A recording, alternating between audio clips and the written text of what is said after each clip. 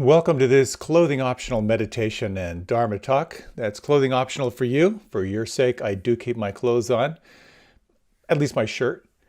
And I want to thank you for making time to be here. A few thank yous before we launch in. First, to thank Ira for wonderful, wonderful music. And thank you to our mindful movement teacher for today. Thank you to Glenn Harrison and Leo Gimo for producing this evening. And also a big thanks to Ray and Tara, who are offering mindful dialogue after this talk if you'd like to join. It's a great way to connect with more people, to reflect on the talk, reflect on your practice. If you'd like to know more about the mindful movement, which is awesome, and the mindful dialogue before and after this session, you can go to my Facebook page or check my website, and there's more information on how to get onto those Zoom sessions. And the thank yous continue. Big thank you to Insight Meditation Community of Washington for hosting this class. A shout out to my good friends at the Unitarian Universalist Church of Arlington who host this Monday night talk when we're not under quarantine. I hope you're all doing well. Also a reminder that you can sign up for a mailing list via my website at jonathanfoust.com, newsletter, all kinds of good stuff like that. Also, thank you for your support. This is all offered in the spirit of generosity. I love these practices and teachings. It's an honor to be able to share with you, and your support for me helps me continue in my lavish lifestyle and helps me to continue what I'm doing. Also, part of your support goes to IMCW and to the Unitarian Church in Arlington as well. All these talks are available online. You can find those on my website. And let me just say before we launch how wonderful it is to be able to share these practices with so many people from all over the planet. It really is amazing. I can't begin to imagine what you might be going through under these stressful times. This is a time for each of us to source ourselves inside and to act with wisdom and compassion. My deepest hope is that this offering will support you in that. So on that note, let's take a few moments just to kind of settle in for this meditation. If you like, you can do a little stretch, one of my favorites. Hands into the hitchhiker position, point your thumbs behind you, bring your hands right about equal to your ears, open your elbows slightly out to the side, no strain. Begin to slow down and deepen your breath. And if you like, you can now draw your navel in toward your spine. Draw your shoulder blades close together and draw the shoulder blades down slightly. And now focus primarily on your breath. You're breathing in full and rich and deep, drawing the breath up under the collarbones and actively holding this contraction between your shoulder blades. And what's happening here is you hold this we're going to hold it for about a minute, 90 seconds. Imagine and feel that you're taking the slack out of all these muscles that get long and lengthened in the back when you get slumped. And you are opening and lengthening the muscles across the front of your chest that get chronically shortened when you slump. So 3 more full deep breaths now. Inhale, full, slow and deep. Hold that contraction. There's no strain. You're just maintaining the contraction. Another full deep breath in. And one more full deep breath in. Draw the breath up under the collarbones and now reach your hands up overhead. Stretch up to the left side and the right side. Just alternate back and forth a little bit. And now feel the space between the fingers. Relax your thumbs, your fingers, the palms, and then you can slowly, in your own time, let the hands begin a slow motion descent. You can do this super slow or moderately slow, but focus on the sensation of the hands as they flow through space.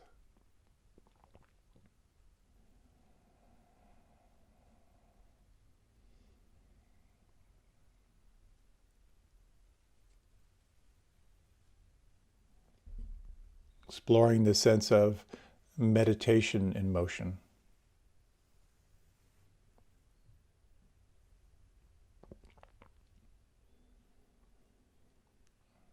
And in your own time, wherever your hands are, whether they're in transit or whether they've come to rest, take a few moments with your eyes closed just to relax and to feel.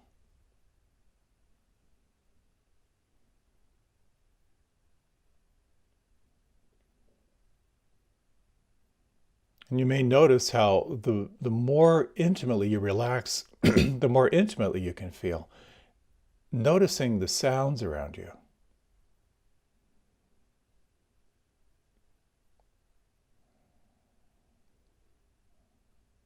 And notice the sense of the air touching your skin.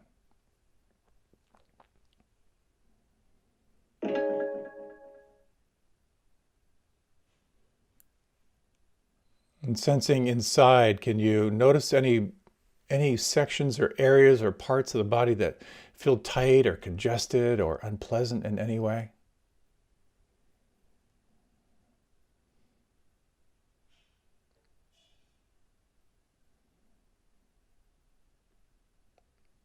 And as you scan inside, can you notice any areas or sections that feel pleasant? Any areas that feel kind of free flowing, expansive, easy?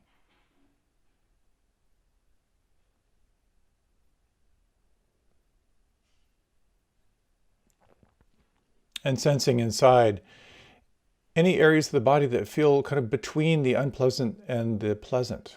Any areas that feel neutral? There's not a lot going on. Just going to say hello to them in your own way.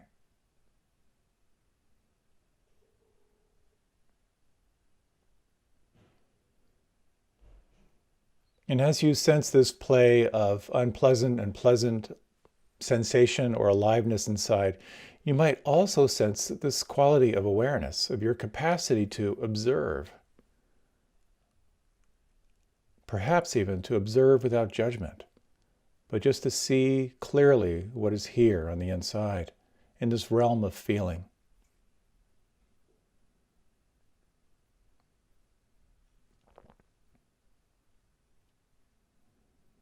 And you might, if you like, in your own time, slow down and deepen your breath. A wonderful way to gather attention is through conscious breathing.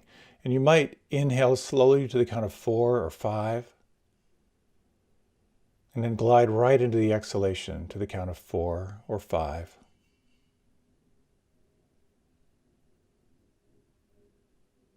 And for this next minute or so, notice what it's like to match the length of the in-breath with the length of the out-breath. Slow, deep, and smooth.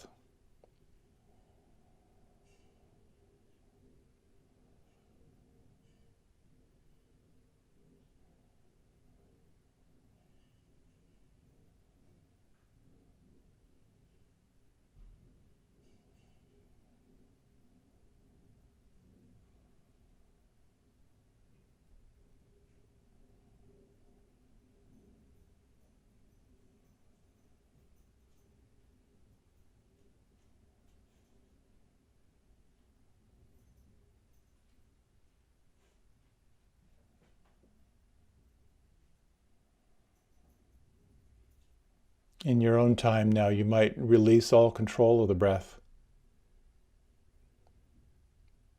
shifting your attention to observation of the breath.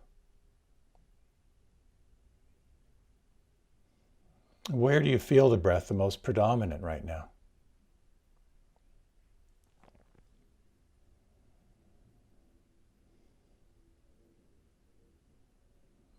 And can you feel your forehead smooth?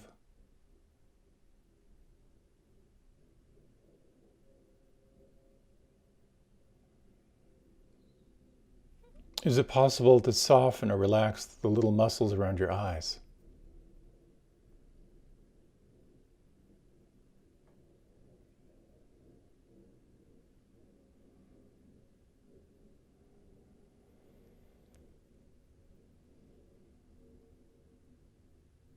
And can you feel or imagine all the little micro muscles of your face softening, allowing your face to be expressionless?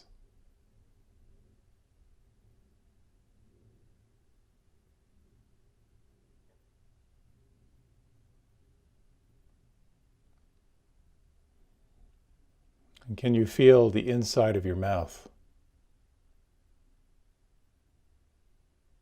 Perhaps as you feel the weight of the tongue, letting your tongue relax and fill your lower jaw.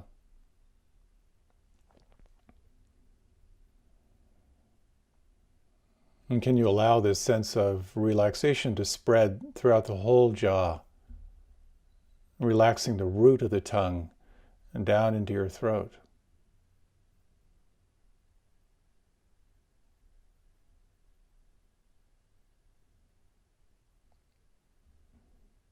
Can you feel the volume of your lips?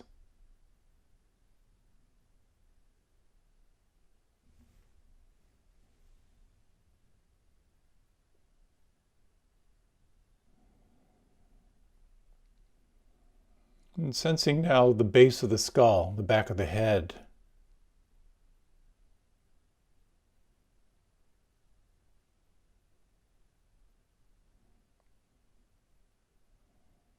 And the back of the neck and the tops of the shoulders.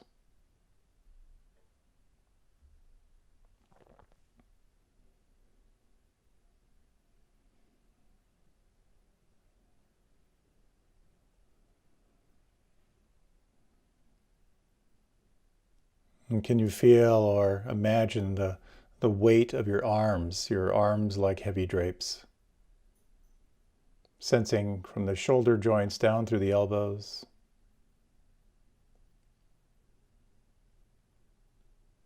And the elbows down through your wrists.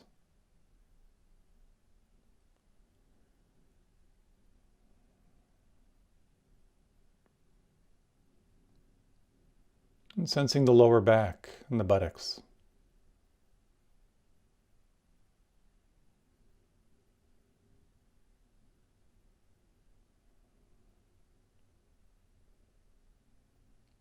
And you might take some time now to settle your attention deep in the belly. And just to sense, is it possible to soften or relax the belly? And as you do so, notice if you can sense even more intimately any sense of aliveness here. The subtle movement of the breath, any sense of tingling or vibration or aliveness.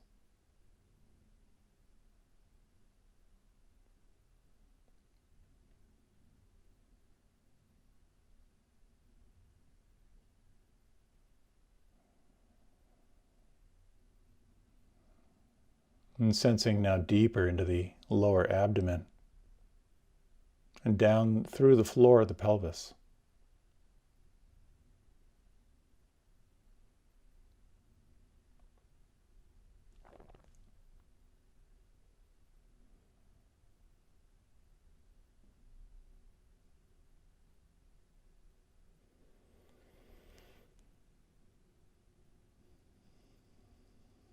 And can you feel now the weight or the volume or the length of your legs as you sense from the hip joints down through your knees?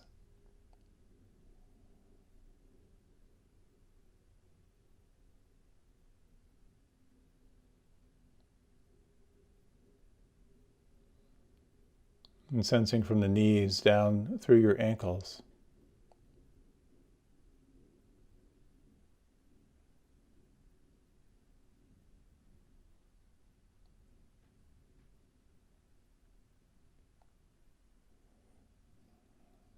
And the tops of the feet and the toes.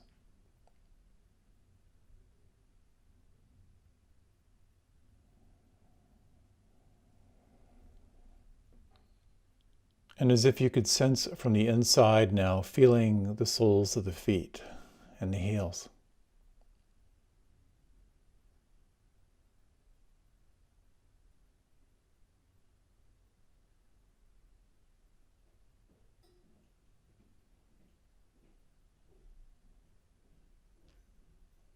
And the backs of the hands.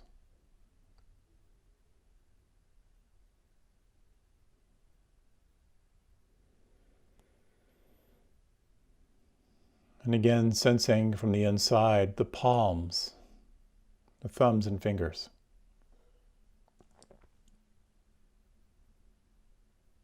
Sensing this inner alchemy where you are deeply relaxed and at the same time alert.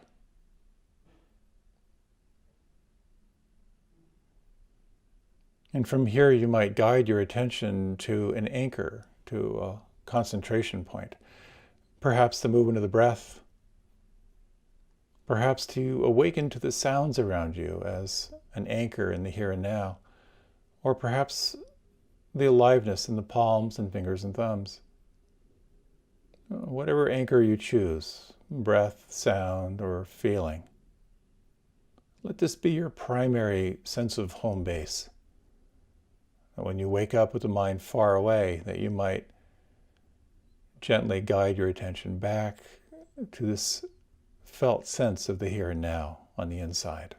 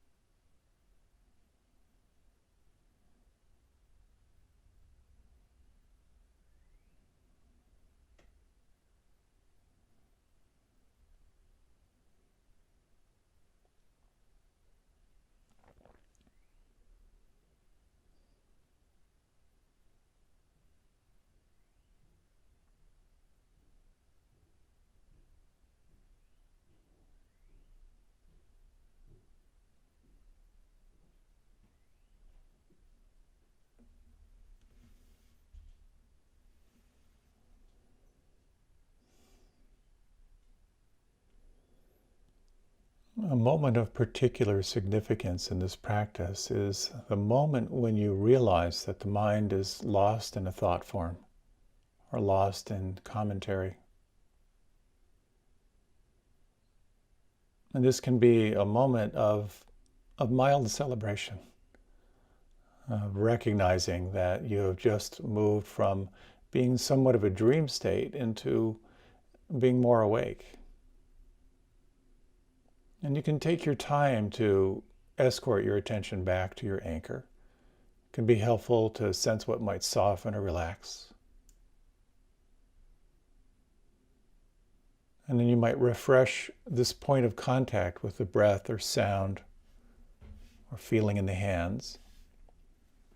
And just sensing over the next 3 breaths, how intimately can you refresh this experience of here and now?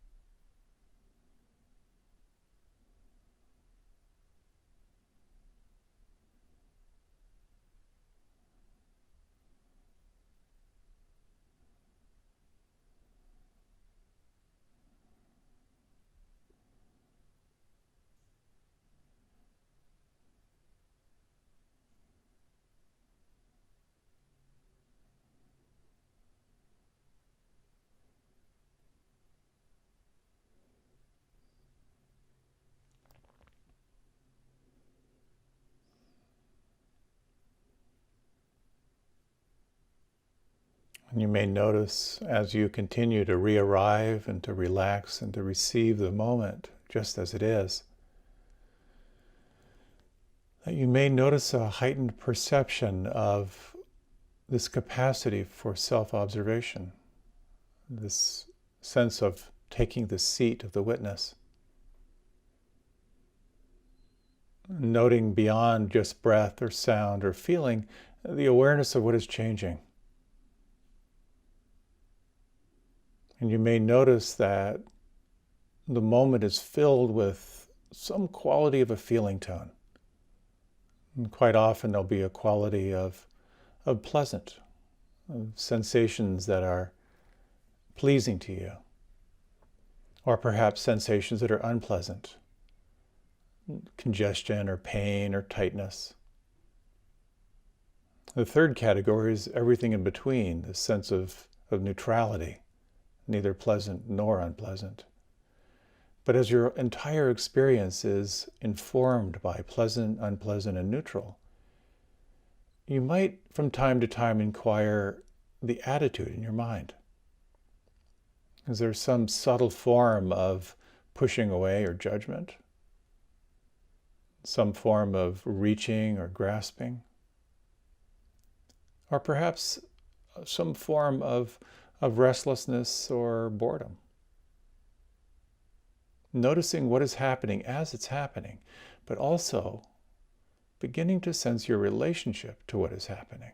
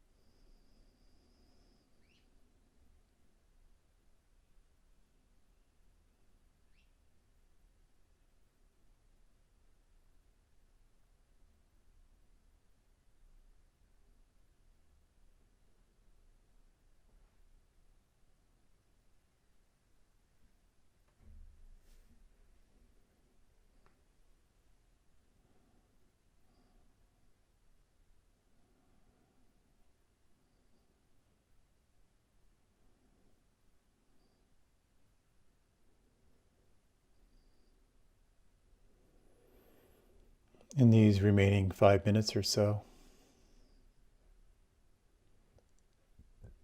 you might refresh your practice, sensing this essential field of relaxed, awake presence inside. You might again feel your forehead smooth and feel and relax the inside of your mouth, the lips, tongue, and jaw.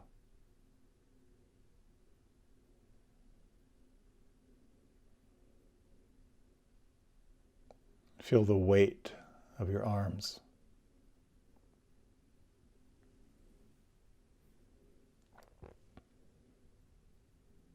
Could you again soften the lower back and the buttocks?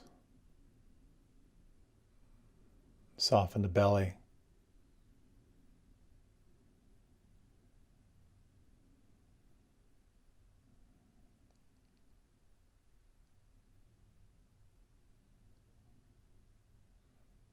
Can you feel or imagine the weight and the volume of your legs?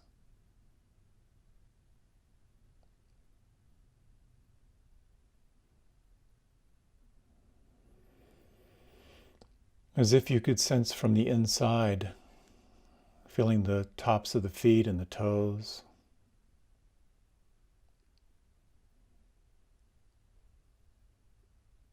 the soles of the feet and the heels,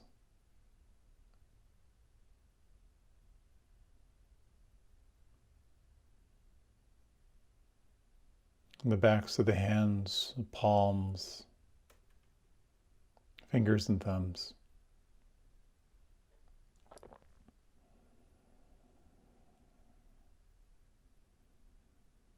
Deeply relaxed, at the same time alert.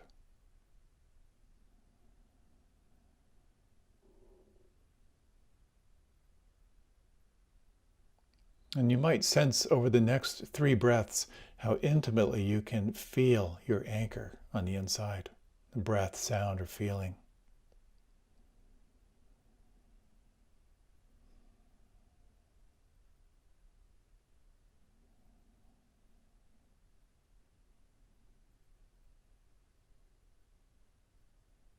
If it feels right for you, you might widen and broaden your attention to this awareness of all that is changing.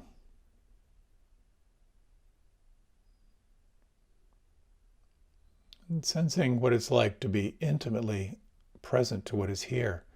And at the same time, to sense what it's like to let things be as they are.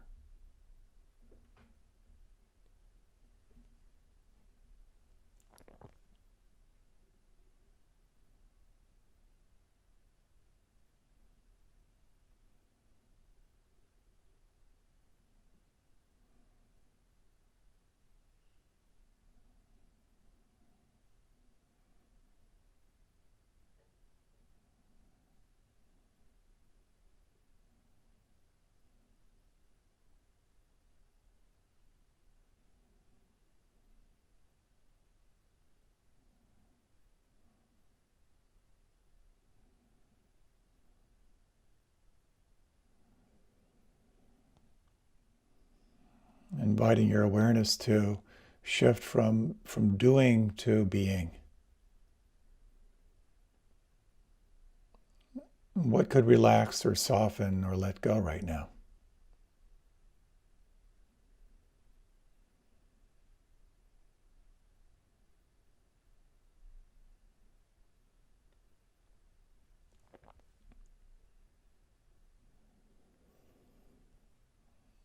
And what could relax or soften or let go even more?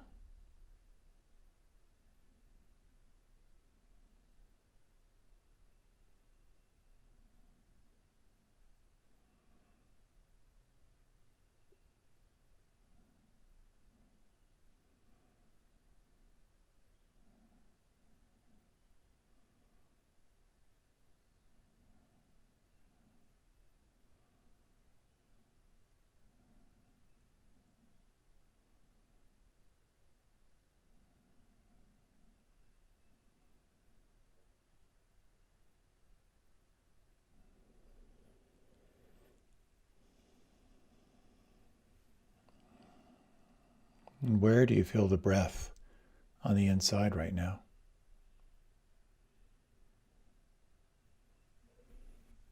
And you might very gently lengthen and deepen your breath. As I breathe in, I'm aware of breathing in. And as I breathe out, I'm aware of breathing out.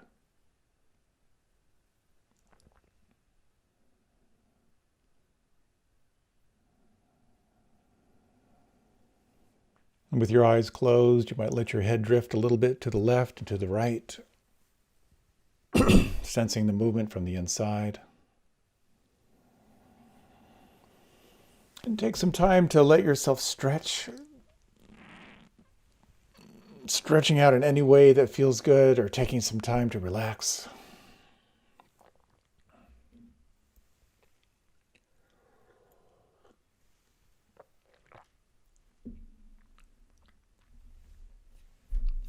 You might like to reach your arms up overhead.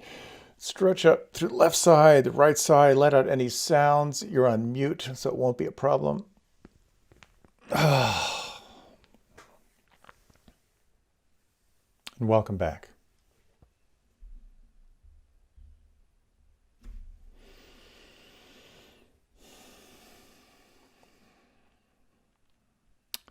When I was in the Peace Corps in West Africa, I was sleeping in my little my little hovel, and I slept on the floor, and I was having a dream that a little puppy was licking my hand. It was just such a sweet sense of connection with this puppy. And I then kind of like stirred and I woke up and I looked at my hand and there was the biggest cockroach that I had ever seen.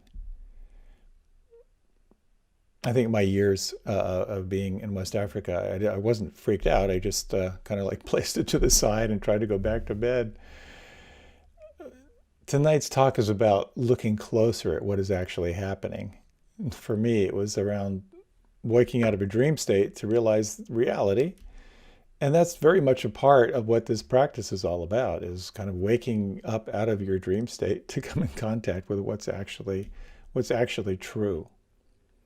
I'd like to talk a little bit about how this practice of meditation is really about cultivating insights into the nature of reality. That's the essence of it.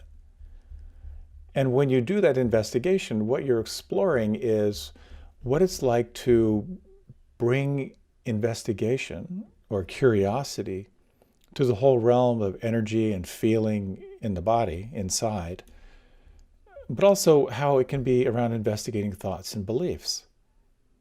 I also like to talk about some practical, kind of pragmatic skills you can use to refine your capacity for investigation. This is all part of a series on these 7 factors of awakening. Last week we talked about mindfulness, your capacity for observing life without the filter of greed, hatred, or delusion. And this is now about really looking closer, being curious and awake to what is here. A good number of years ago, some friends went through a very, very, very difficult time in their relationship. She was a teacher, traveling a lot, and he was primarily home. And it turned out, kind of revealed that she had had an affair. And as you can imagine, the hurt, the betrayal, the guilt was crushing. And yet, somehow, decades later, they're still together. How did they move from that kind of hurt to healing? Over the course of the talk, I'd like to kind of refer back to their story because I think it's really illustrative of how honest and authentic investigation can help you heal something that maybe other people aren't able to heal. You know, we all have these searing wounds. We all have these early experiences that shape our perception. You know, as I like to say, somewhat ad nauseum, that some of us are outrage waiting to happen. You know, we're just waiting for anger to explode. Some of us are a sense of not good enough waiting to happen, or rejection waiting to happen, or not belonging waiting to happen, or life is a struggle waiting to happen. Meditation, non-judging awareness, can be a way of waking up to those patterns and reflecting on whether they're really, really true or not. And it's always this question of, what is meditation all about? Like, why are you practicing? Is it to smooth out those stress lines around your eyes, or to concentrate better, or to lower your blood pressure? All those might happen. I don't know about the stress lines, but all those might happen. It's really, I think, about cultivating insights into the nature of reality. It's about seeing where you're caught and seeing how you can get free. Looking closely at where you're not happy and opening to what happiness is all about. So mindfulness is very much in a dance with investigation. Everything you need to know about liberation and happiness and being awake can be found through your powers of investigation. And by this, I mean it's your mind's capacity to observe what is happening in the present moment with wisdom and with compassion. This quality of investigation it's alert, it's relaxed, it's without attachment to the results when it works. So I'd like to talk a little bit. I'm going to come back to those friends who went through that struggle, but to talk a little bit about how we get caught. And referring back to a very profound moment in my life when I was about 5 years old. I grew up on a farm in southeastern Pennsylvania, in the Pennsylvania Dutch country. And when I was about 5 or 6, I was standing out on the lawn behind the farmhouse. And I looked down and I saw that there was a snake that was coiled around my feet.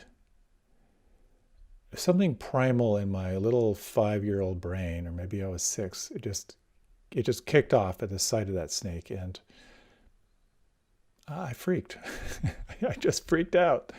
I jumped about 4 feet in the air. I ran to the porch screaming and just stood there shaking.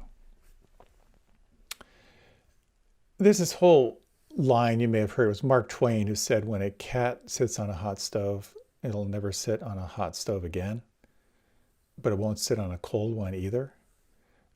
In that same way, for a long time, I was that cat. I would not stand on that patch of lawn again for anything. I was very cautious when I was outside. And I kind of went through life gathering information about snakes. And a little bit after that, I watched this snake through the window. I watched a snake eat a frog, where it distended its jaw and slowly pulled it in. Whenever we would go into northern Pennsylvania to where my dad grew up on a farm, we were always told, be aware of rattlesnakes. And I remember one day my dad killed a rattlesnake with a shovel. And I developed a pretty consistent thought. A thought was basically, snakes are bad. I had more encounters with snakes over my life. Well, once, again, back in northern Pennsylvania, I think this was in high school, doing some whitewater canoeing. I was carrying the canoe on my shoulders down this rocky embankment, and I kicked over a big rock. A rattlesnake coiled, started rattling. The next thing I remember, I'm up by the pickup truck with the canoe still on my shoulders, going, I have no idea what happened. I think I just jumped about 60 feet. Later, when I was rock climbing in southern Utah in college, I was treated to the experience of, as I'm going up a rock face, hearing and feeling a rattlesnake at my feet. I couldn't see it, but I could feel it against the side of my climbing shoe. Another moment of present moment awareness. Long story, but I waited for a long time, and then I just twitched my toe and it rattled again, and I just was hanging on the rock face waiting for the fangs. I got out of that one. Long story short, waited another really, really long time, and a friend came kind of to the side of the crack and took my hand and kind of swung me away from the cliff face. But if you think the same thought over and over and over again, the thought that snakes are bad and dangerous, it kind of turns into a belief. Snakes are bad, snakes will kill you. And then that turns into a habit. So scanning for evidence pretty much wherever I go on how snakes are going to kill me, and being very suspicious about the possibility of a snake somewhere. And that habit kind of informs your character, being fearful, and then that informs your destiny. Like, I'm never going outside again. And this kind of refers back to this model that I like to talk about, how our experience arises from the moment. First, there's just this raw, unfiltered sensation. It's neither good nor bad. But then that sensation has a feeling tone in your body. I like it, I don't like it, or it's in between. That kicks in a thought. If you think that thought over and over and over again, the thought becomes a belief. That belief becomes your habit. That habit informs your character, and that informs your destiny. I was in the Peace Corps in West Africa and in Niger, where we had the most deadly snake in the world. Quite often, farmers would step into a nest when they were out in their fields, and the whole nest they would bite multiple times. Really, really pretty bad news. And a little further south, there was a snake that could kill you the fastest in the world. It's called the Black Mamba, 100% fatality rate. Their venom contains these neurotoxins, and it specializes in eating birds and small mammals. So once it strikes, it needs for the animal to die right away, so it can ingest it. They get really, really big, like up to like 9 or 10 feet long. They hang out either on the ground or in trees, which is really comforting. And the U.S. Army instructions, if you are bit by a black mamba, this is crazy. These are the instructions. Make sure you have your ID tags on and lie down in the open where they can find your body. So this phobia, my particular phobia around snakes. One summer I was biking in Europe, and I stayed with a friend who worked at the Swiss Tropical and Public Health Institute. And she invited me to come to work with her. And she set me up on a little tour of the facility, and amazing, amazing research that they're doing in kind of these tropical diseases and so forth, working with malaria and all kinds of other infectious diseases. But where I spent most of my time was with this fellow who had a specialty in poisonous snakes and amphibians. And he had a room with every single poisonous snake and a few poisonous toads who were just free to hop around the room. And then he was on call. He had a beeper back then. People would call from all over the world describing the bite, and then the symptoms, and he would help them figure it out and also help to get venom to them if he could, or the cure. So we're in this room, and every poisonous snake and toad in the world are kind of behind glass walls. And I was freaked, but I wasn't going to run out of the room screaming. I had that much presence of mind. And then he walked around the room and he tapped on the glass all around the room, and the hooded cobras swayed, and the rattlesnake hiss, and the mambas, did their thing, rattlesnakes rattling. And there I was with all my phobias, and on the other side of the glass, every poisonous snake and amphibian in the world. And there was something about that moment that was the beginning of a shift for me. I realized I don't want to be run by my fear of snakes. I don't want to miss out on life because of that old impression of a snake coiled around my feet when I was 5. So I actually go outside a lot, and I actually encounter lots of snakes now. I paddle on the Potomac River quite a bit, and there are lots of snakes. In the summer, they're out there sunning themselves on the rocks. One time I came across this Virginia river snake that it must have been 9 or 10 feet long, and I was able to kind of paddle by it and kind of take it all in. I've seen huge copperheads. One thing you really need to be careful of in the summer on the Potomac is if you put your hand on a rock, make sure you check it out first. A couple of years ago, Tara and I were just hiking in the woods around here in Northern Virginia, and a tree snake fell from about 60 feet up and landed right in front of us. And I actually picked up a snake not too long ago. It was a baby copperhead in our living room.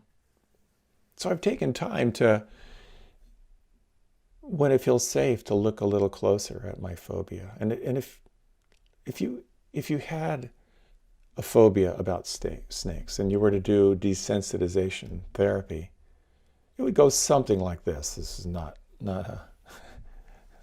a perfect clinical example, but for example, you might talk to someone about your fear of snakes. And just talking about it might be helpful. And then your therapist might say, would you like to see a book with pictures of snakes? Well, maybe that would be a little frightening for you. But you'd hang out there and Maybe you look at the pictures of snakes and you realize, well, I can actually see pictures of snakes and I'm not going to die. And that becomes kind of okay. And you might talk more about snakes and different encounters with snakes. And maybe at some point, your therapist would say, well, there's actually a snake in a cage in the office next door. Maybe that brings up some fear, and you recognize that, and you be with that fear, and you kind of self-calm, and you realize you're okay. And maybe in another session, your therapist might say, well, would you like to just see the snake? Just to see it. And then perhaps if it feels safe, you work with that fear and you befriend it and you sense how it's like to self-soothe and how to resource, and then you can actually see the snake and realize that you're not getting activated in that old way. And then maybe you're invited to touch the glass, and maybe at some point just to touch the snake or to hold it. But every step of reclaiming that phobia is a new edge of fear. And what will help you to heal that phobia is two things. First is mindfulness, your capacity to observe without judgment. And the second is your capacity and willingness to investigate that arising sensation of fear, the arising sensation of the trauma response, and your capacity to see it, recognize it, say hello to it, make room for it, bring compassion to it. This really points toward this practice of RAIN that we often talk about, R-A-I-N, to recognize what is presenting, to sense if you can allow it or accept it. The I of RAIN is to investigate, to look closer. The N is to nurture what you find with a sense of empathy, compassion, or kindness. When we can call on this investigative power, things get really interesting.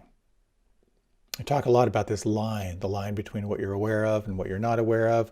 Above the line is everything that you're conscious of in your life. And below that line in that circle is all the unseen, unfelt forces in your life. For me, working with my snake phobia, there is a lot of fear and anxiety under the line. But by recognizing it, allowing it, investigating it in a way that felt safe, bringing kindness to it, I'm a little more able to be with reptiles.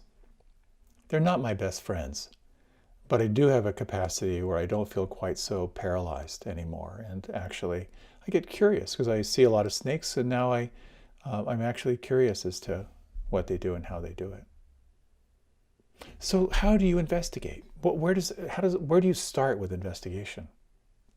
Well, one area is the sense of the raw data of sensation and feeling tone. We talked about like the raw data of feeling and then the feeling tone. And then what arises from there is the thoughts and beliefs. You can investigate those. You can investigate your habits. You can look at your character structure. You can look at your sense of destiny, where you're heading. All these are kind of ripe for investigation.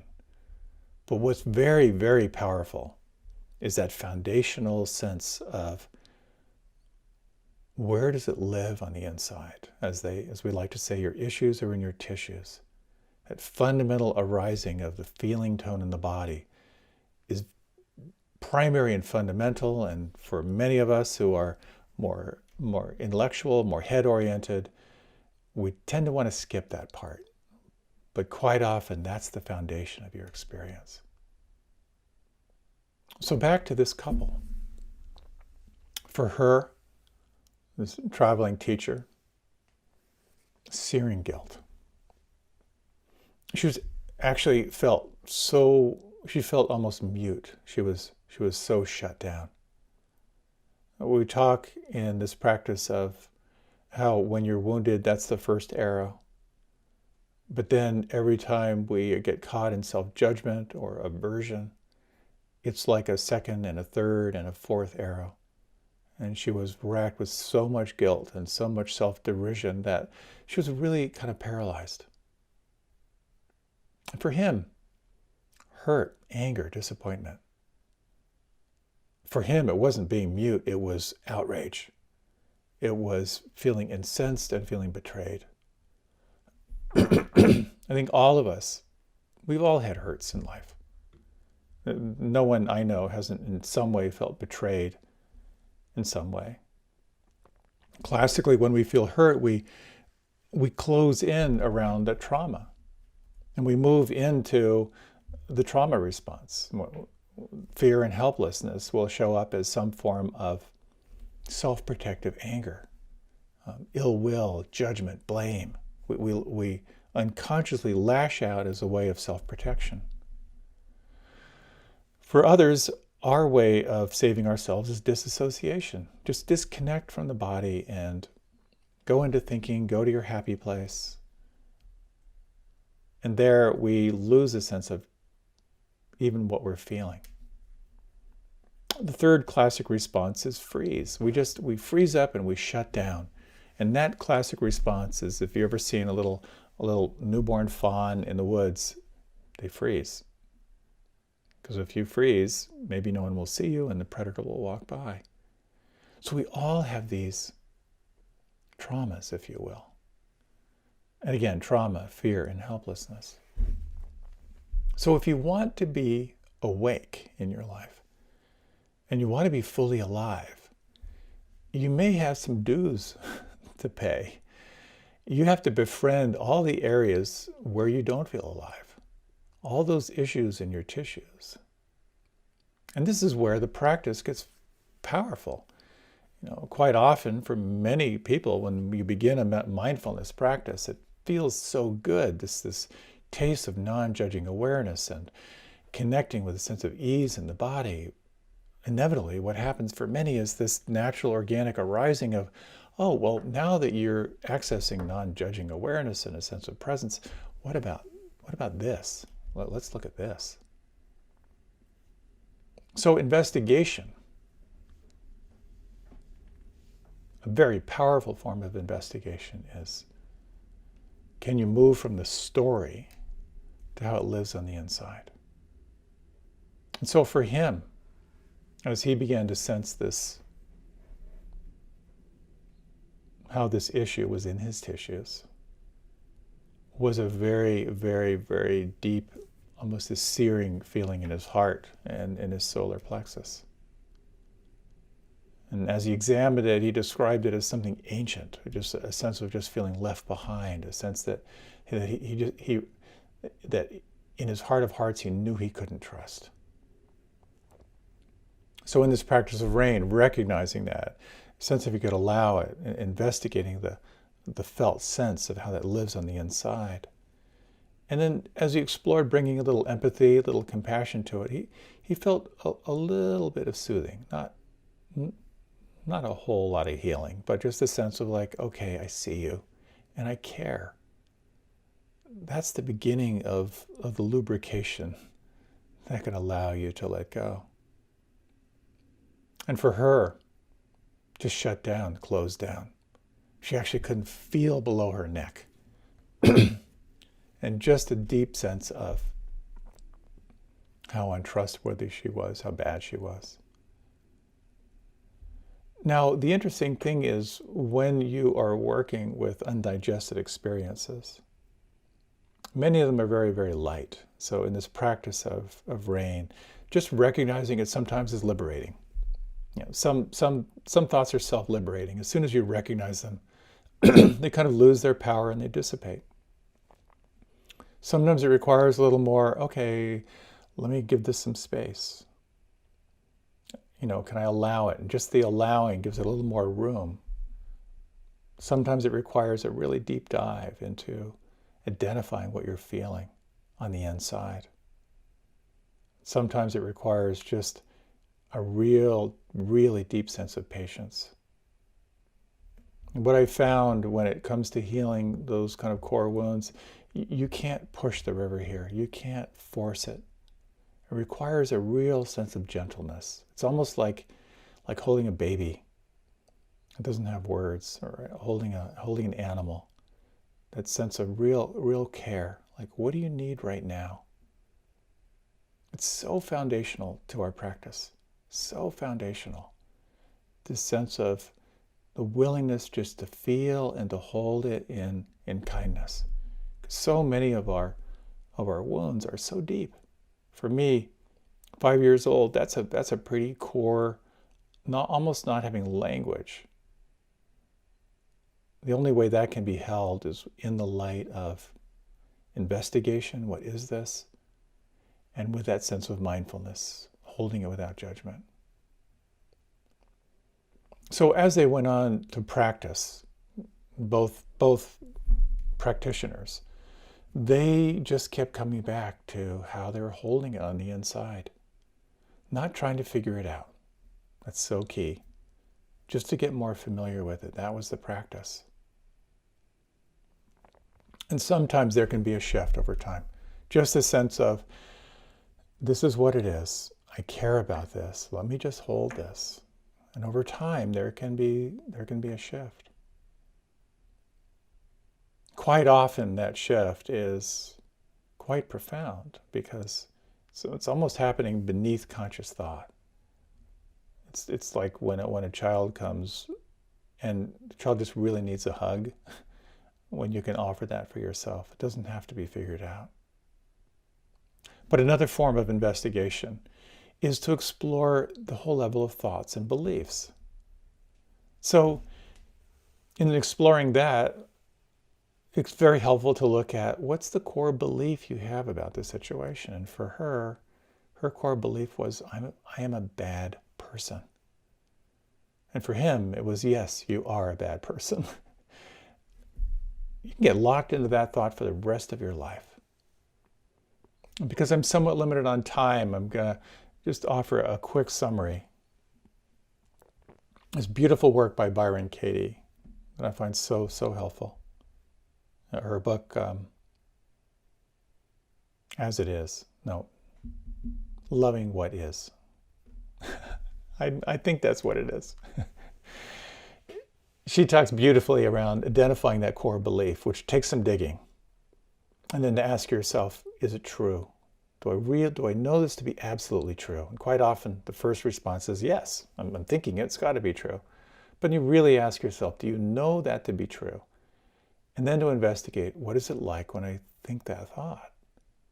And primarily what I've found over the years is that's a somatic inquiry. What does it feel like? How does that thought live on the inside? And then to inquire, who am I without this thought? And just listen deeply. There's more to that modality. But for her, to really sense I'm a bad person, and to really sense what it was like inside to feel like she's a bad person, to trace that back, the deep sense of guilt, to sense how the somatic roots of that thought. And then when she had a really deep sense of how old that thought was, how long that had been living, how long she'd been carrying it, to ask that samurai sword question, who are you without that thought? A part of the breakthrough for her was when she said, I was so lonely traveling by myself all those years. I had asked you, she said to her husband, I asked you again and again if you would come and travel with me. I'm so sorry for the pain that I've caused. And for him, when he heard that, just that core cry of how lonely she was, and how she had asked him to join her on the road again and again and again, he said, it's true. You did ask me again and again to travel with you, and I had other things that I wanted to do, and I didn't understand how hard it was for you to be on your own all this time. That was the beginning of a shift that has allowed them to be together for quite a few decades now. So this becomes an integral part of practice. If you want to be alive and awake in your life, there has to be a willingness to develop mindfulness, to develop this capacity to observe without judgment, and a willingness to look closer, to really investigate, what is this? What is this feeling I'm having? How does this want me to be with it? It's easy to get lost in thoughts and just try to rearrange them. But this practice of investigation becomes a very powerful way of moving from blame to taking a deep sense of responsibility for how you are holding and how you're living your life. But this brings up an interesting question, one that I have certainly struggled with, and one that a lot of people will bring up, particularly when you've got a really deep and rich meditation practice established. Or let's say you're on a meditation retreat where you've got a lot of time on your hands. And that is the question, it's like, well, should I be working on stuff in my meditation practice? Should I be scouring for material that I can investigate, that I can recognize and name and really be with? And my response kind of comes from my own experience, is like, should you be looking for stuff to work on? This is my take. Don't worry. It'll find you.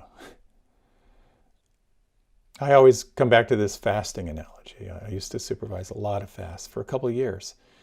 And quite often when you create this container and you take away your traditional food that can be kind of toxic, and you're doing juices or a mono diet or whatever you're doing, there is this natural, organic kind of healing crisis that occurs, where when your body is ready, it starts throwing toxins out of your system, and you start experiencing the bad breath, or your skin breaking out, or digestive issues, or all kinds of stuff. There's an innate intelligence inside that if you pause, and if you create that space, and very much like fasting, where you're taking in really, really good food, when you're drinking in present moment, non-judging awareness as best you can, inevitably, whatever wants to be healed is going to find its way in its own innate, organic way. I've been so many meditation retreats that I've done where I'm meditating and I'm thinking, not this. I thought I was done with this. And if I can take the time to say, okay, welcome. Let's have tea. Let's have a conversation. It becomes an opportunity for healing and opening. So, in the little bit of time I have left, I'd like just to talk a little bit about how you use this practice internally. One time on a meditation retreat, I was feeling disengaged and doubtful. I'd done a number of retreats and more of the same, more of the same. Oh, guess what? The 50,000 thoughts I'm having today seem to be identical to the 50,000 thoughts I had yesterday. And I was in a little bit of a mind state of why bother? My mind is out of control. I have no self-discipline. Who do I think I am trying to even meditate? So this was a doubt attack. Why bother? And when I recognized, after a whole lot of muddy thinking, that this was actually kind of the weather system of doubt, it became an opportunity to sense, well, can I actually investigate doubt? So can I allow it? Can I make room for it? And so I began to turn my attention to first the somatic. Well, what does this state that I'm in feel like on the inside? Can I name it? And I could feel a tightness. It was a contraction. There's kind of a heaviness. The interesting thing about being on a meditation retreat is there are people cooking for you. There are people cleaning up after you. There's nothing to do. Your job is just to be. So okay, I guess this is going to be an afternoon of just being with doubt. So I wasn't trying to shift it or move it or anything like that. I was just trying to be with it, and I just sat with it, like curiosity. So what is the state that I'm in right now? And I kind of had this sense of like a wired and tired child, where the child is just inconsolable, and what they really really need is they need a nap. They need a hug and they need a nap, but it's the last thing that they want. And I kind of saw that inside of I'm tired, I'm wired, I don't know what I need. And just recognizing that tired child, it kind of brought up a little bit of a kind of a spontaneous smile, like a little sense of empathy. And I just thought to myself, buddy, it's been a long day. It's okay.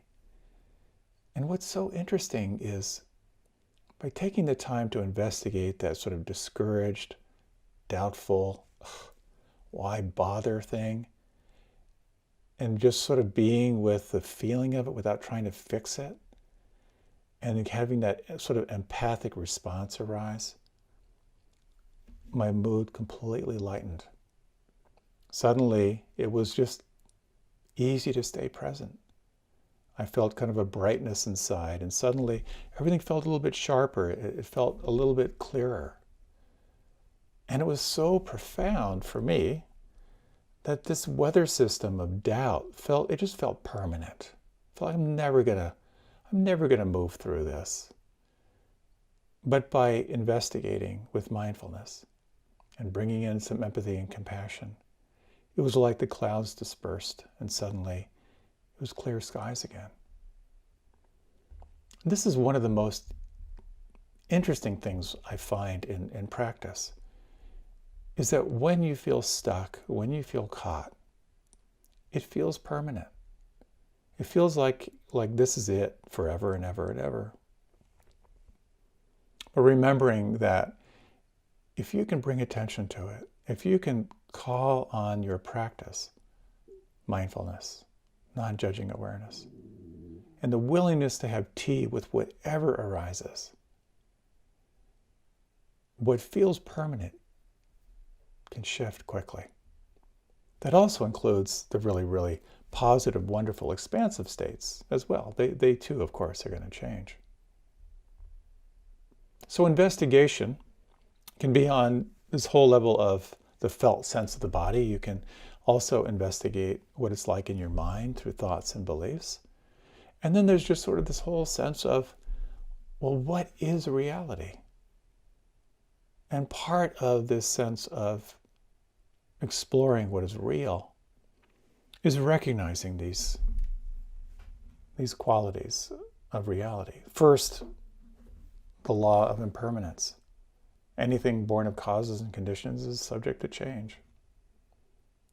Remembering that how you're relating to what is changing has direct implications on how much stress and suffering you'll have.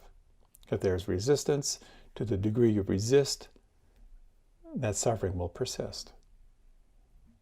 To the degree you can let it be, you'll feel more free. This third characteristic of reality is sees into the nature of self, that part of who you are is conditioned, subject to change, but perhaps there's something in you that is unchanging. These three qualities can be enormously helpful when you're investigating at anything and everything, anicca, impermanence. How is this changing? Exploring dukkha, or the nature of stress or suffering. What's my attitude toward this right now? Is there some form of reaching or clinging or holding on? Is there some form of pushing away or aversion or judgment? Is there some form of confusion where I'm really not seeing clearly what this is? Or is there some quality of allowing and letting be? So what I find in this balance of my own meditation practice is that investigation is is held in balance with concentration. In my practice, I find it much more helpful to first to gather attention using concentration. Because otherwise, the mind is just this, as Ramana Maharshi described it, this drunken monkey stung by scorpions. It's just lurching from one thing to the next. So learning how to concentrate the mind, learning how to cultivate one-pointed awareness is just so critical. But once you've arrived, once you have this sense of like, this is here and now, then this new faculty begins to awaken. Your capacity to investigate. And I think this whole two-part definition of meditation is so foundational, at least for me. Noticing what's happening as it's happening. That's concentration. As I breathe in, I'm aware of breathing in.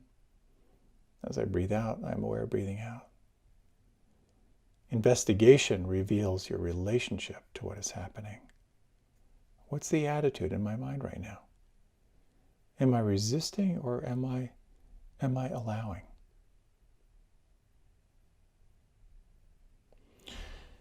With investigation, you have this power of sorting through the complexity of your life to really identify truly what is happening in the here and now,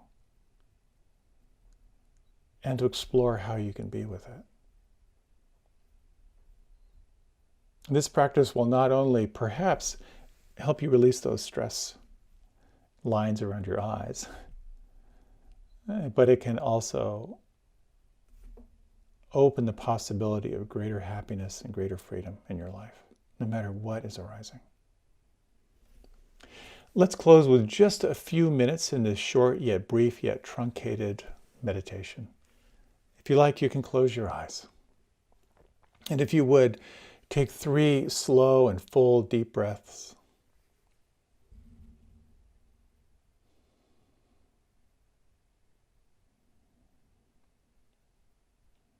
Just notice the effect of concentrating your attention on your breathing, how it gathers awareness in the here and now.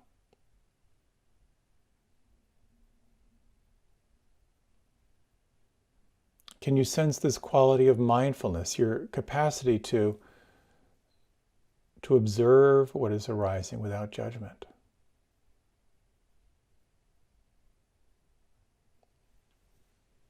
And can you sense this quality of investigation, the investigative mind?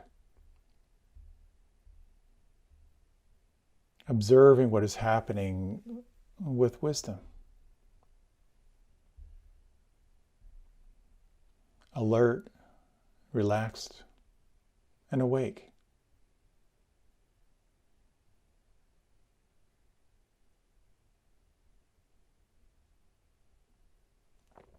In these final moments, you might just take a few moments just to reflect on all that is going on in this world outside you.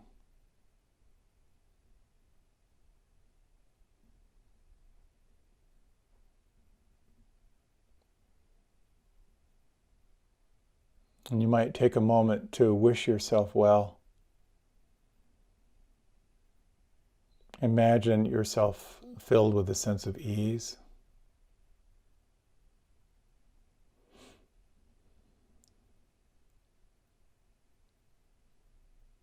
Imagine and feel your capacity for inner peace.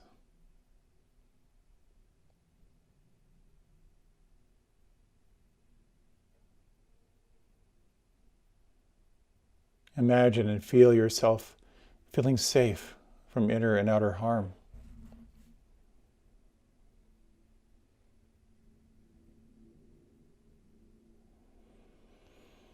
And imagine and feel yourself free from stress, free from suffering.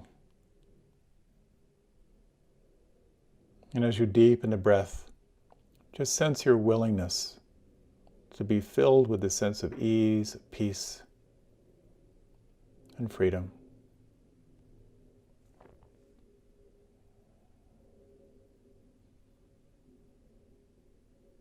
And imagine you could broadcast that feeling out to all beings in all directions without discrimination. May all beings feel peace, safety, and free.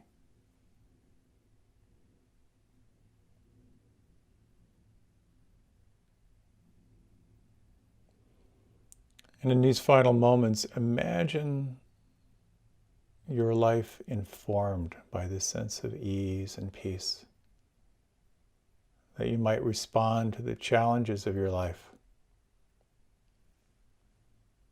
with great wisdom and boundless compassion.